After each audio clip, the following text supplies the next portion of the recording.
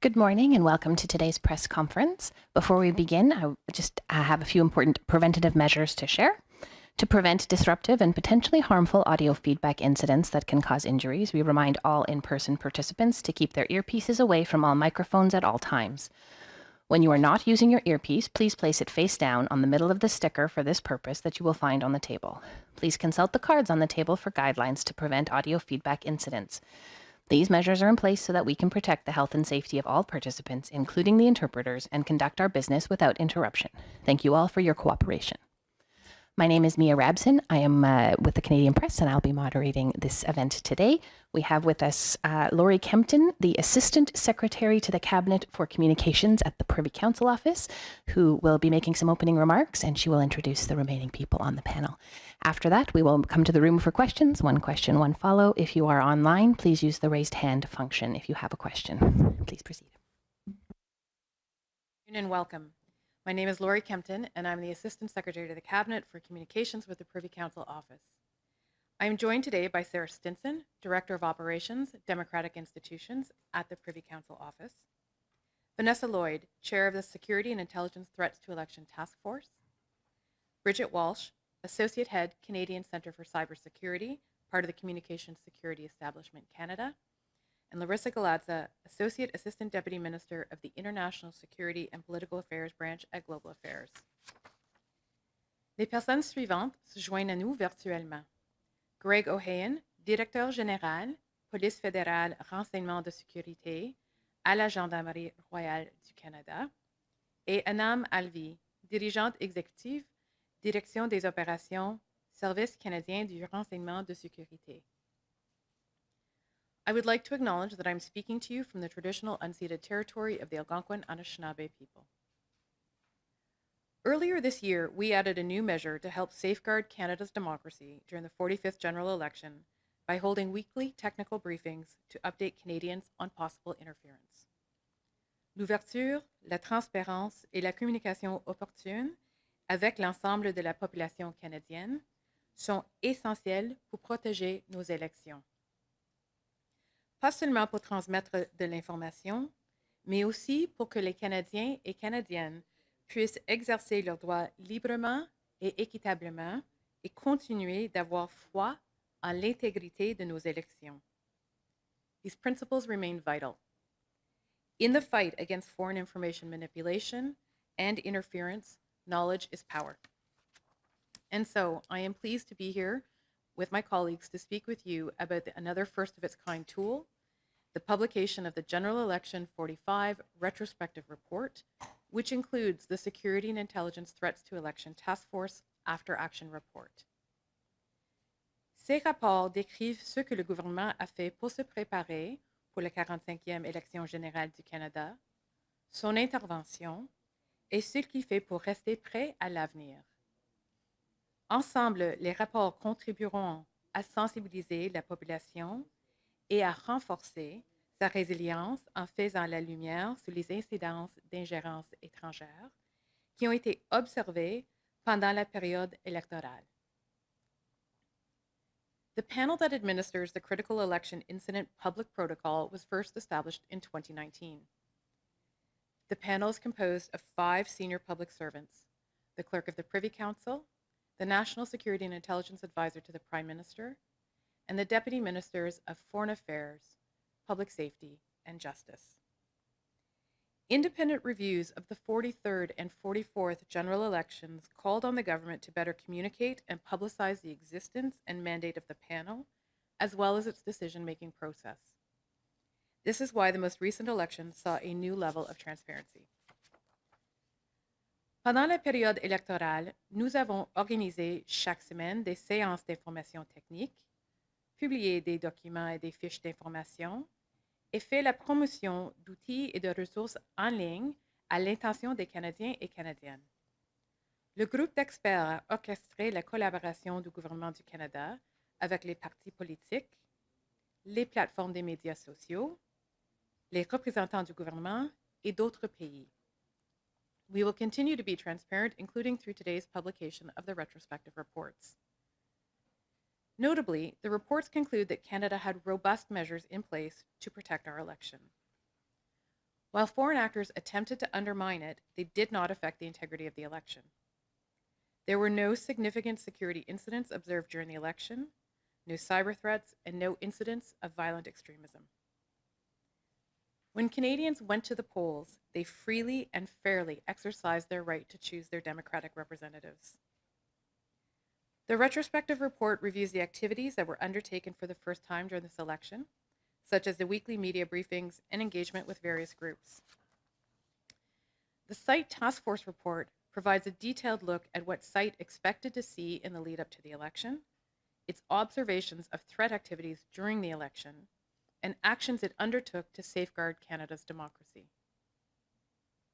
Tout au long de la période électorale, le gouvernement a cherché à trouver un juste équilibre entre la divulgation de renseignements au public et la protection de la sécurité nationale.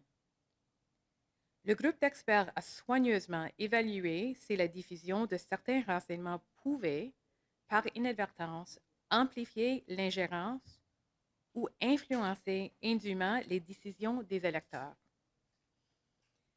Building on insights from previous elections, a key area of effort focused on briefing political parties.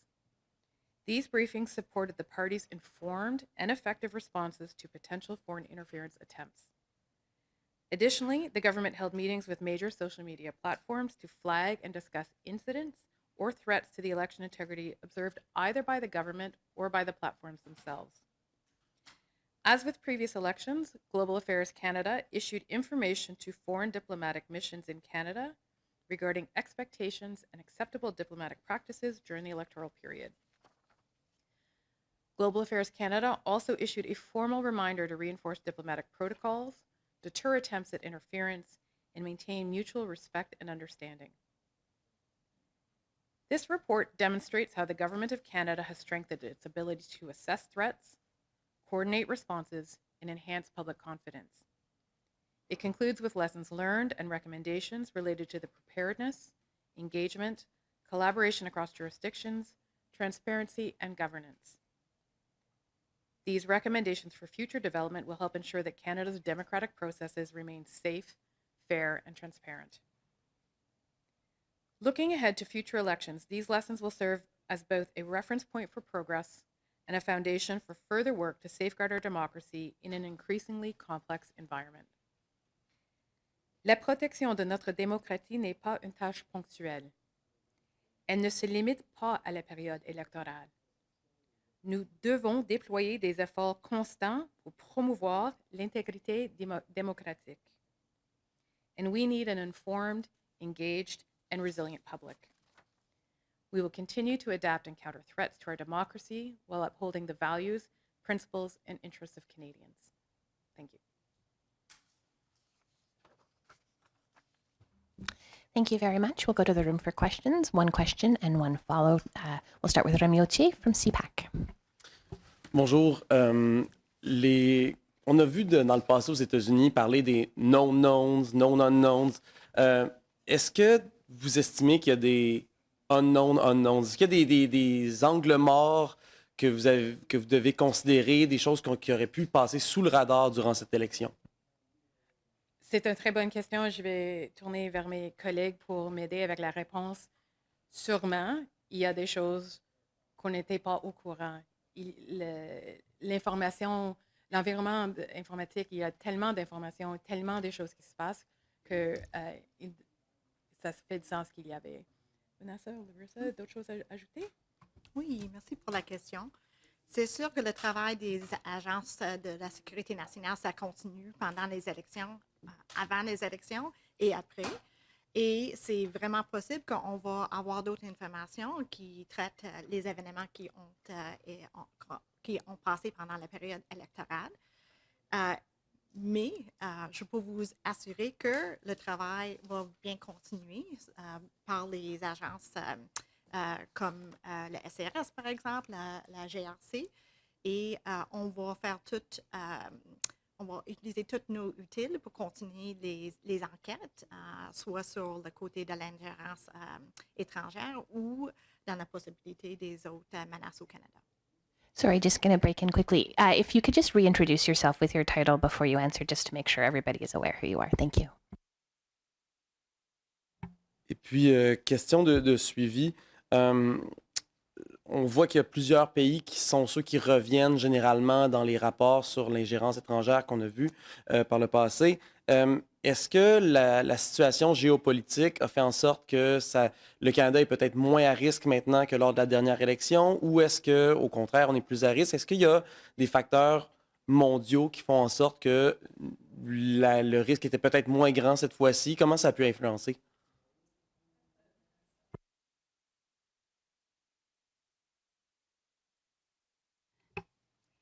Je suis Larisa Galadza, Associate Assistant Deputy Minister of International Security and Political Affairs at Global Affairs Canada. La situation géopolitique change tout le temps.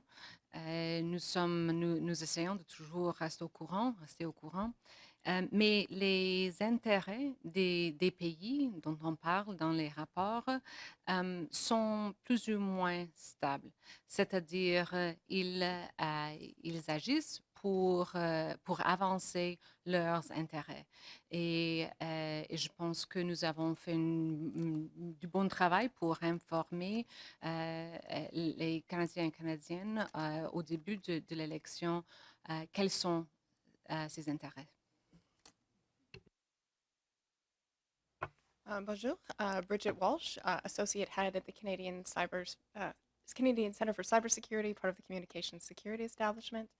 Maybe I'll add a little bit to that too, to say that we've been studying the trends globally when it comes to threats to election and cyberspace, and so certainly have seen over time changes to that threat level. And in particular, last winter, we released a report, so even ahead of the election, about some of those trends and how, for example, artificial intelligence has changed that threat environment. So to say there are many different aspects that have changed over time, both in the sort of global environment, including the technology space, and we're working very closely to track those threats over time. During the election in particular in Canada, tied to disinformation, we do know that threat actors use artificial intelligence to make the use of disinformation more impactful, to make their costs for spreading disinformation lower. So keeping an eye on all of those things over time, and as my colleague said in the previous response, we'll continue to track that and to advise of any threats. Ryan Tumulty, the Toronto Star. Yeah, good afternoon. Thanks for taking our questions. It mentions in here that there was an attempt to take one of the Hogue Commission recommendations to add a sixth member to the panel, an eminent Canadian. I'm wondering if you can detail a bit more about why that didn't happen, what the challenge was, and ideally who the eminent Canadian was. So the panel's decision was that it needed to be based on consensus of all political parties, and that wasn't achieved in the time leading up to the election, and so they were unable to proceed at that time for the sixth member. Sarah, what would you like to add?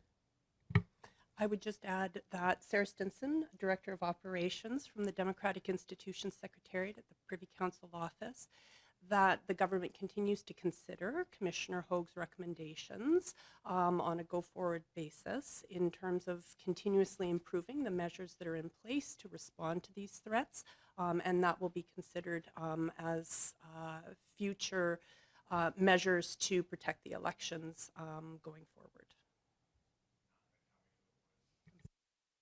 Identified? The other thing that comes up in this report is that the transnational repression targeted towards Mr. Tay was highlighted to the panel earlier on in the election. You didn't come forward with that information until, I guess it would have been the last week. I'm wondering if you can walk me through that decision, why it took as long as it did to decide to go public. What was the tipping point? So obviously prior to the election, we were aware of the arrest warrant issued by Hong Kong against Mr. Tay, which is transnational repression. And so we were monitoring that heading into the election. There were postings and messages on different social media platforms leading into the election, but they were of a low level of engagement and not kind of getting a critical mass. And so we monitored it, and the panel was briefed.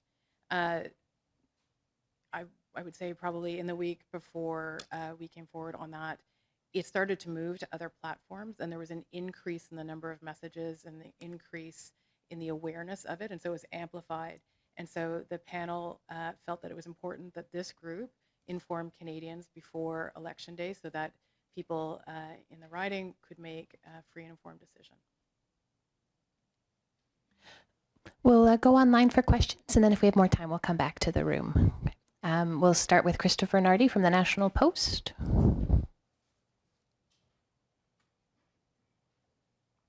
Good afternoon, everyone. My first question is about India and Pakistan. So the report specifically says that you monitored for foreign interference.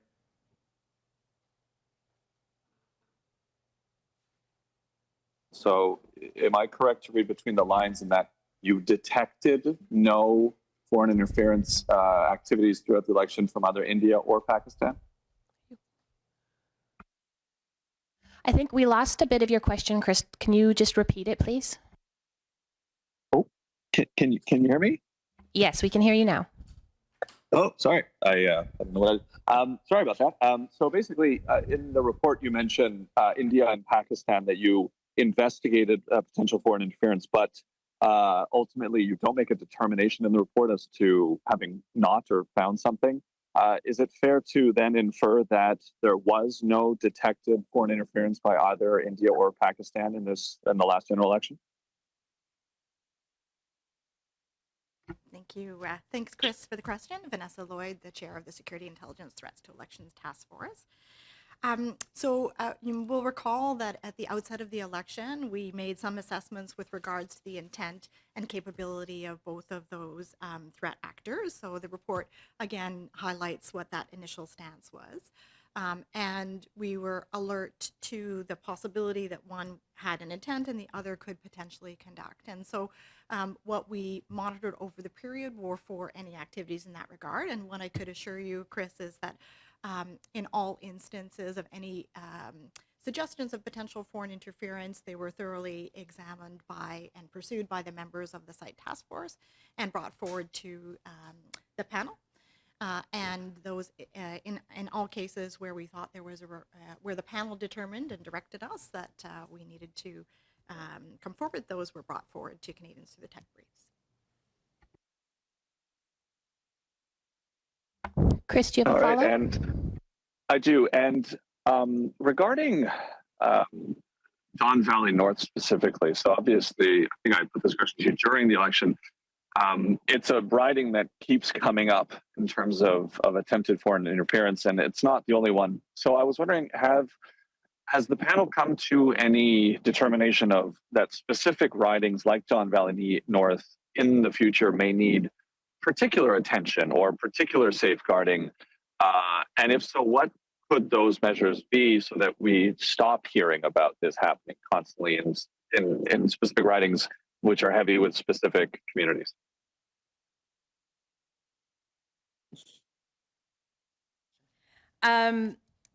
So the panel obviously is aware of Don Valley North, and they were aware of some other ridings in which there was a potential for foreign interference. They noted that, and I think it's fair to say it's an element for discussion for future panel meetings going forward as to what is the best way to address that. Sarah, is there anything you'd like to add?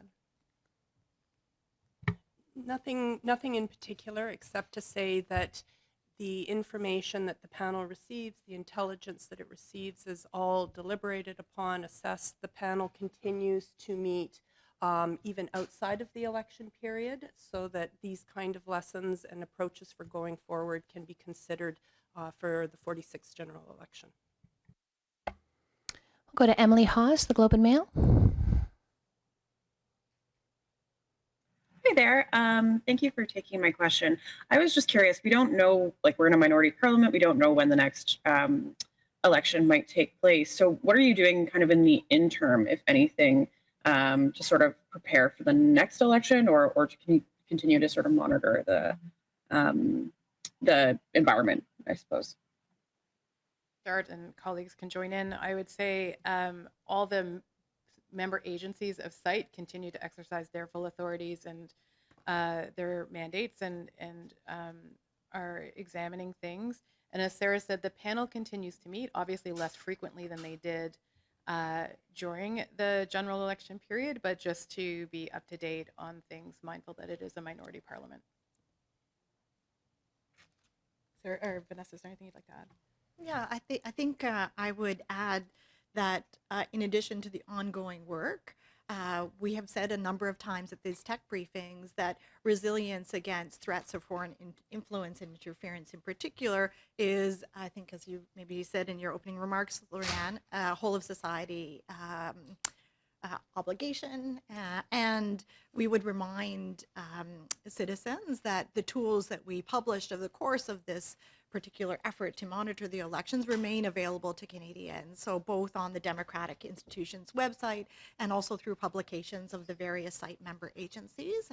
And in any cases where there are concerns by any citizen about instances of foreign interference or other threats, we encourage those citizens to come forward and report to CSIS, to the RCMP, and the site member agencies.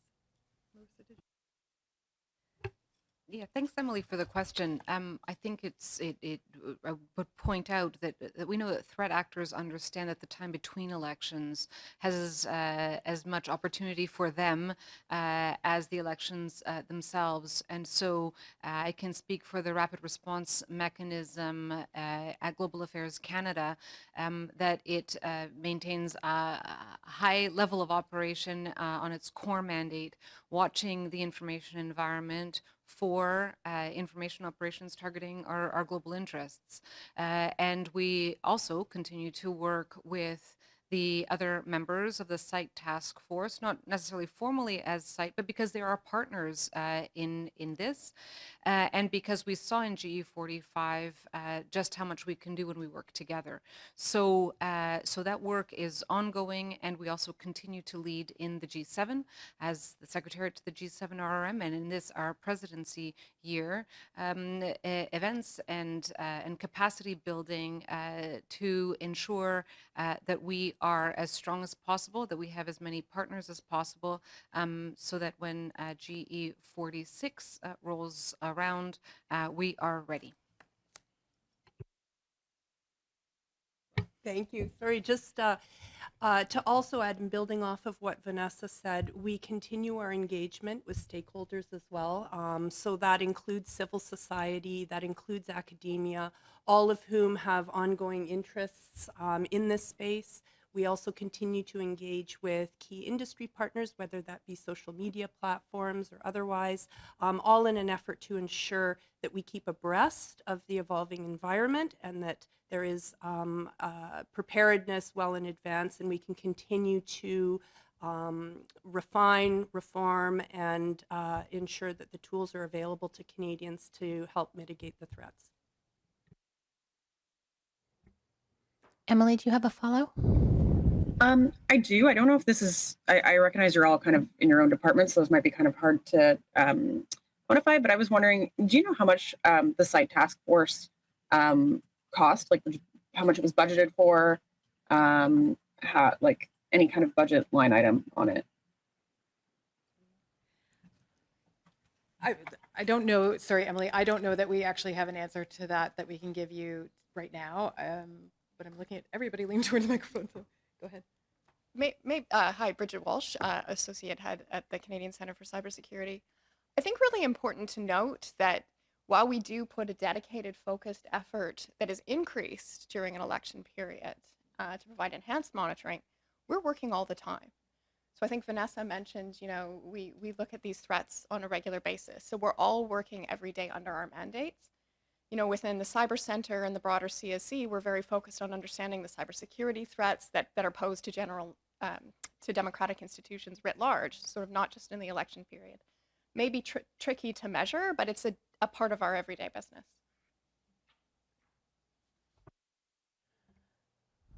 We'll come back to the room. I think Ryan had a follow-up question.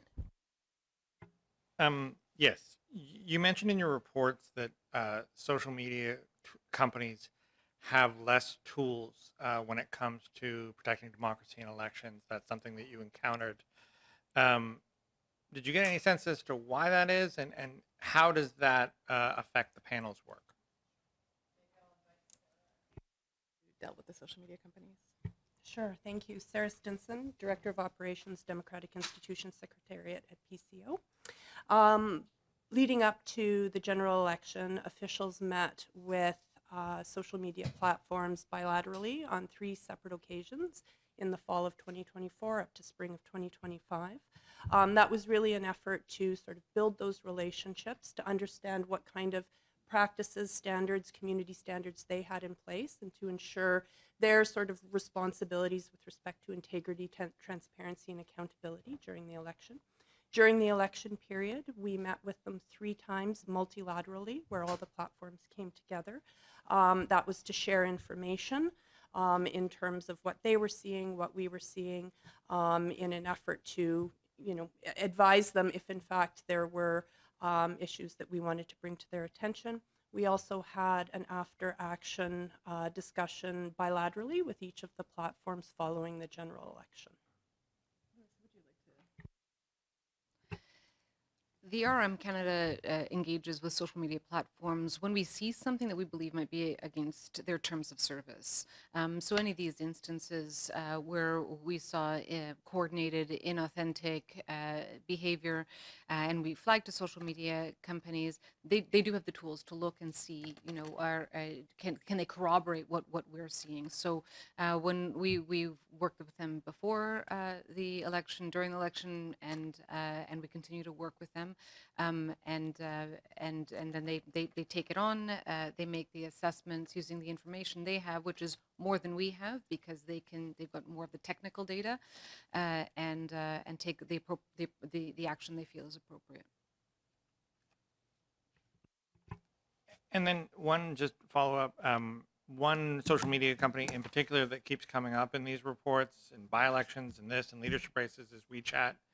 I'm wondering about the panel's either interactions with WeChat, or also if you're making any recommendations to the government about WeChat and its operations in Canada or anything like that, given that it keeps coming up as seemingly a tool of transnational repression.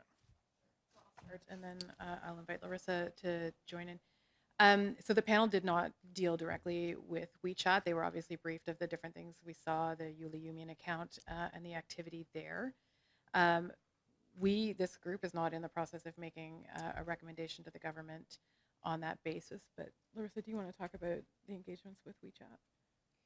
I would just say we engage them. We engage them the way that I just laid out, and what they did on the basis of that engagement, you'd have to ask them. Remy Otier, CPAC. Pour faire suite à ça, on parle de WeChat, on a déjà parlé de TikTok.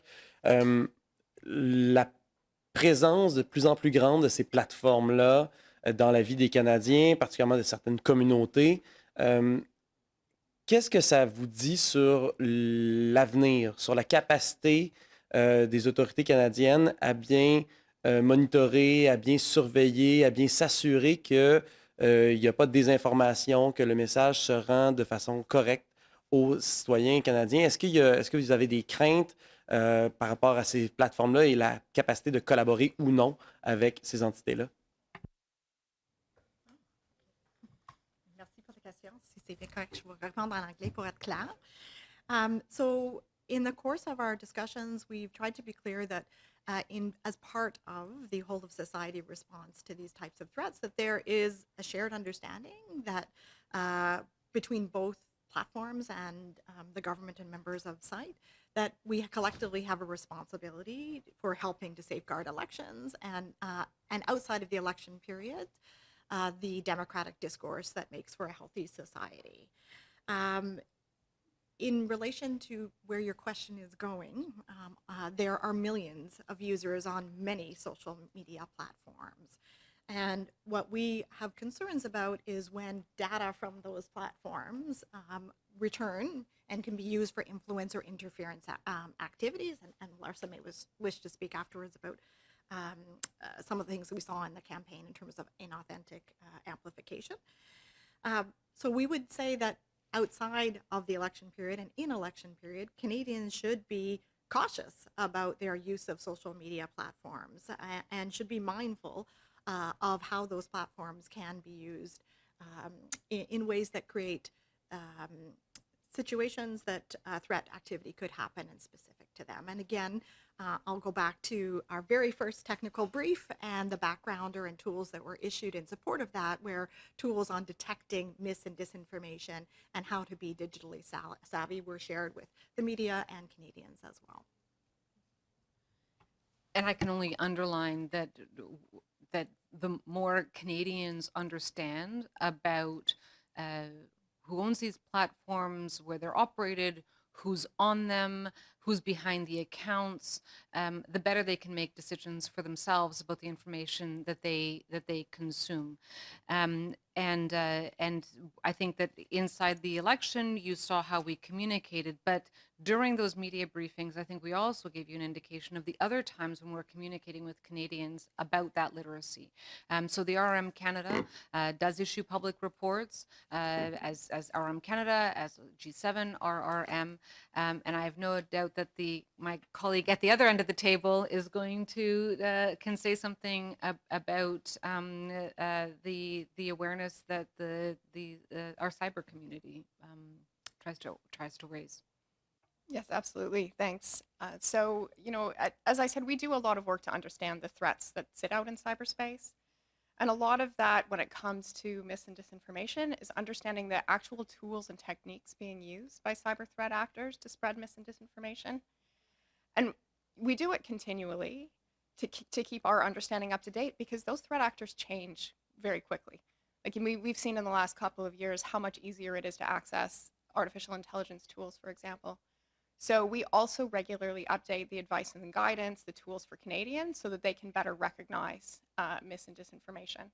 So it's a continuous cycle to make sure that we're staying ahead, so that everyone has that information they need to understand what can this be. If I look at something, what tools and techniques do I have to understand and to question? And when we do see something of significance, then we're able to share. Puis ma deuxième question, c'est, on a beaucoup parlé dans les dernières 2 années, on peut dire, d'ingérence étrangère. On a eu la commission Hogg, il y a des institutions qui ont été créées. Donc, le spotlight, l'attention est sur ce dossier-là. Est-ce que, bon, là, on a un beau rapport qui dit qu'il n'y a pas eu d'ingérence, ça s'est bien passé. Est-ce qu'il y a des craintes de votre part de voir l'attention du gouvernement, mais aussi des Canadiens généralement, se laisser aller un peu et puis se relâcher, ce qui permettrait, ce qui créerait des failles pour les acteurs étrangers? Est-ce que vous lancez un message qu'il faut rester vigilant, ou est-ce que vous avez des craintes de voir cette vigilance-là diminuer? Pouvez-vous me parler de ça un peu?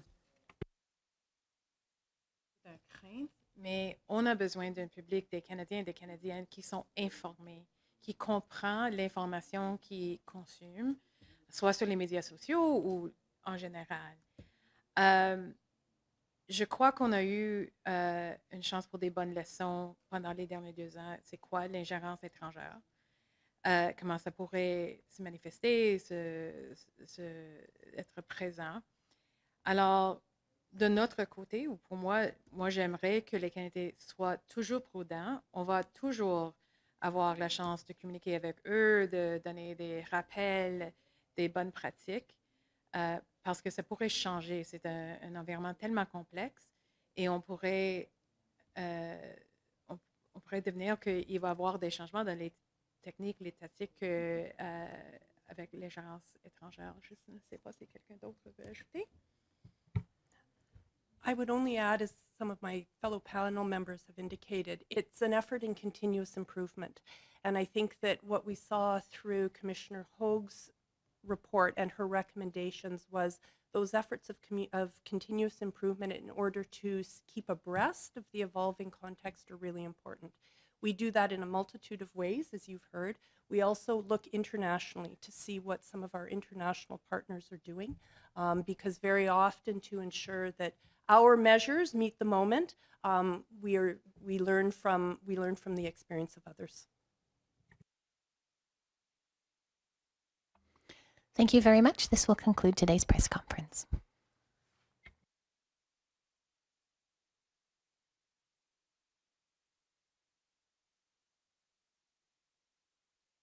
Recording stopped.